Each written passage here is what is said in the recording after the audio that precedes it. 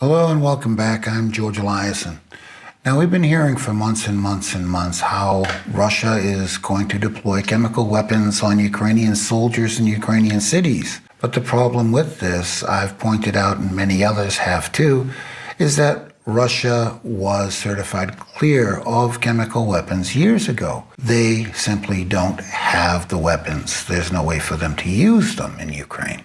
Now, the other side of the coin is with all these leaders, Biden and Europe included, supporting Ukraine and declaring Russia a criminal for crimes that they haven't committed, chemical weapons being one.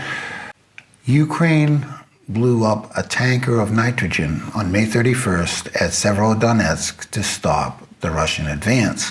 Now, when you blow up a tank of nitrogen in the air, the plume went up over 1,000 meters, and it started moving towards the towns of Kremenaya and Rubezhny, and you've heard of the fighting there already. Now, when you breathe this in, it turns into nitric acid. It burns your lungs out, and it kills you, or it cripples you, one or the other. Now, this cloud went towards those towns, and thankfully, stroke of God, no one was actually killed.